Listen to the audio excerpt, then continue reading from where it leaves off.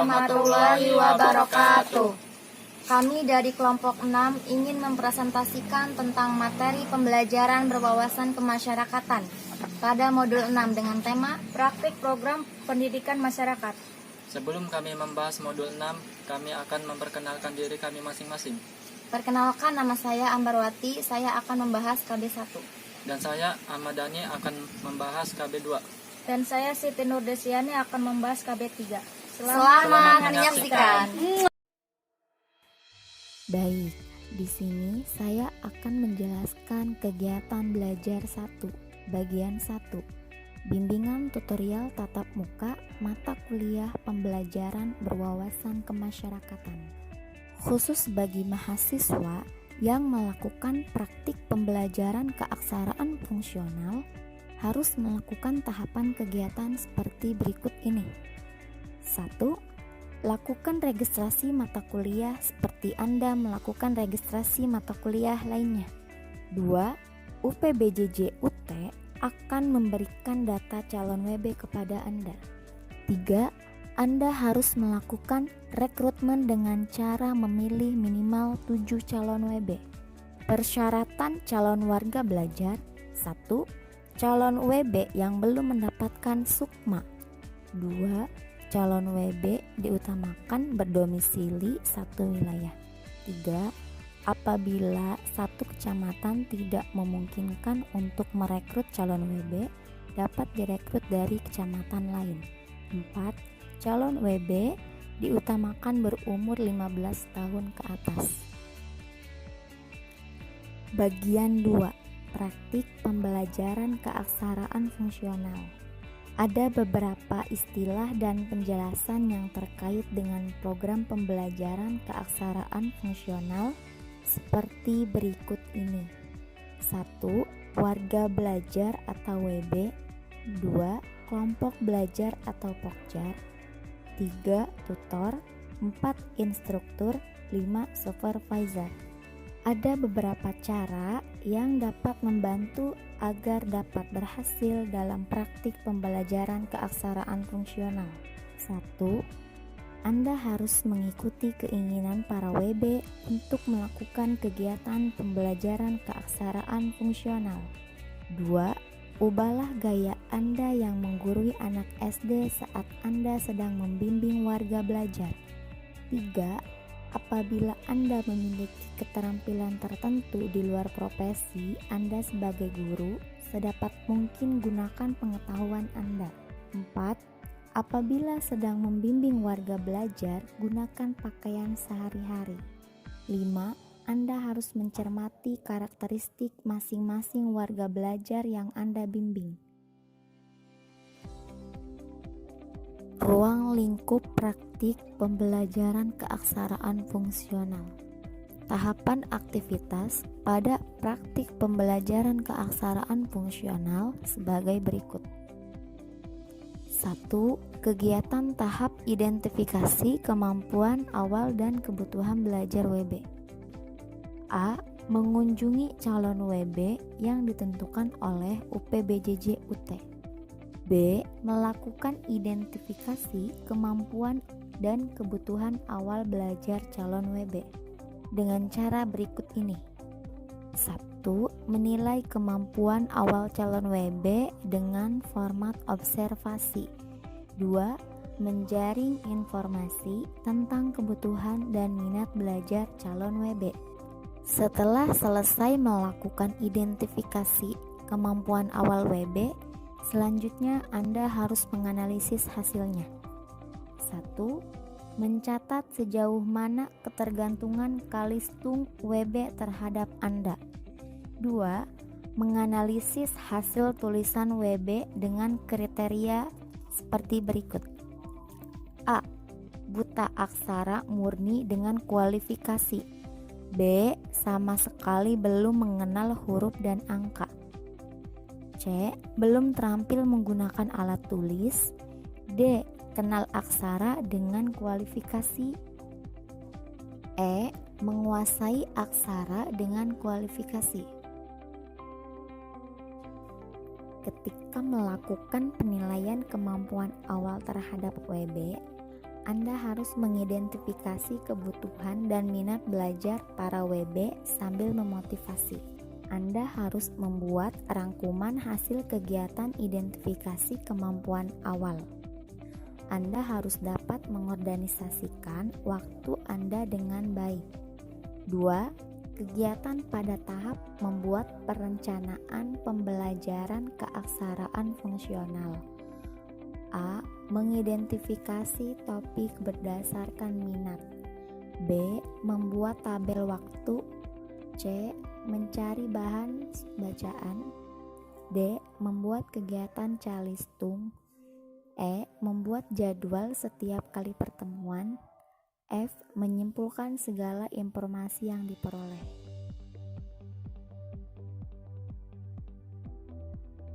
3. Kegiatan pada tahap membimbing WB melalui pendekatan berbahasa. A. Minta WB mengucapkan satu kalimat. B. Tulis setiap kata yang diucapkan. C. Baca kalimat tersebut bersama-sama. D. Tulis kalimat tersebut di kertas, kemudian potong kata per kata. E. Bantu WB mengingat kata-kata. F. Bimbing WB menyusun kata-kata. G. WB menyalin kalimat dalam bentuk catatan. H. Bimbing WB untuk praktik memotong huruf. Prinsip-prinsip membelajarkan WB menulis. A. Menggunakan bahan peristiwa permasalahan yang sudah akrab. B. Berilah kesempatan WB untuk berpikir sendiri. C. Beri semangat WB agar mau membantu WB lainnya. Prinsip-prinsip membelajarkan WB membaca. A. Anda harus mencari topik informasi. B. Anda dapat menuliskan di papan tulis. C. Teruslah latih mereka secara berulang-ulang. Prinsip-prinsip membelajarkan WB berhitung. A. Gunakan alat-alat yang berasal dari kehidupan sehari-hari. B. Ajarkan keterampilan berhitung bersama. C. Tingkatkan kemampuan berhitung WB. 4. Kegiatan pada penilaian proses dan hasil belajar WB. A. Checklist kemajuan. B. Buku catatan harian. C. Laporan pelaksanaan kegiatan pembelajaran. Langkah-langkah yang perlu disiapkan sebagai berikut. 1. Tahap persiapan. 2. Tahap pelaksanaan. 3. Tahap tindak lanjut. Tes atau uji kemampuan fungsional. A. Menulis. B. Uji berhitung. C. Uji membaca.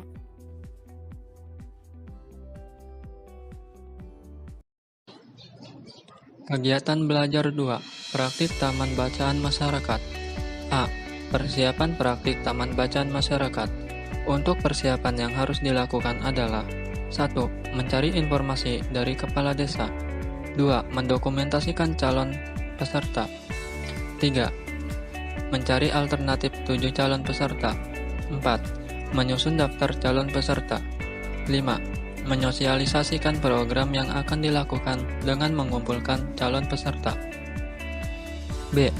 Pelaksanaan praktik TBM. Tahap pelaksanaan TBM yang dapat dilaksanakan antara lain: 1. Menyadarkan warga belajar tentang pentingnya membaca. 2. Membenahi kualitas dan kuantitas buku-buku yang ada di perpustakaan desa. 3. Melaksanakan kegiatan membaca menyenangkan. Strategi yang dapat Anda gunakan dalam menumbuhkan minat baca dan membiasakan kegiatan baca menyenangkan adalah: A. Secara bertahap memilih bahan bacaan mulai yang sederhana. B. Memberikan contoh dengan membaca terlebih dahulu. C. Cobalah minta kepada WB untuk mengira-ngira dengan kalimat sendiri. D. Tidak harus diisi dengan membaca. Dengan kegiatan lain, misalnya cara bercocok tanam. E. Tempat kegiatan gemar membaca tidak harus selalu di dalam ruangan. F.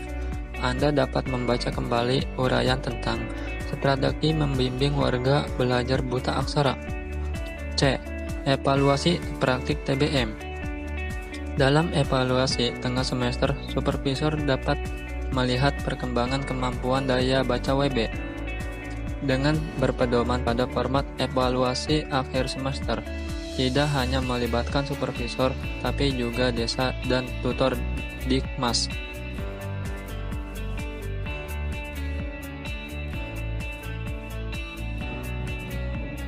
D. Laporan praktik pembinaan warga belajar gemar baca. 1. Latar belakang. A.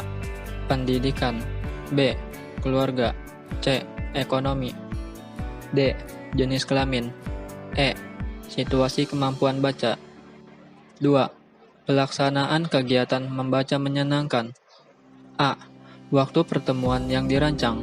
B. Strategi dalam merangsang WB. C. Kendala-kendala yang ditemui selama kegiatan. 3. Evaluasi kegiatan membaca menyenangkan. A. Suasana saat evaluasi berlangsung. B. Lampiran bahan yang dikembangkan. C. Serta format evaluasi praktik TBM. Kegiatan belajar 3. Praktik pembinaan program kepemudaan. A. Tujuan kegiatan program kepemudaan dibagi menjadi 2. 1. Tujuan umum. Kegiatan pembinaan kepemudaan bertujuan untuk menumbuh kembangkan kreativitas para pemuda, meningkatkan sumber daya pemuda agar mereka dapat menggali potensi mereka sebagai bekal untuk masyarakat yang berpikir positif. 2. Tujuan khusus. Agar pemuda binaan mendapatkan bekal berwirausaha dan mengurangi tingkat pengangguran. Agar pemuda binaan dapat meningkatkan kreativitas dan berperan aktif ikut berkontribusi langsung dalam perdagangan.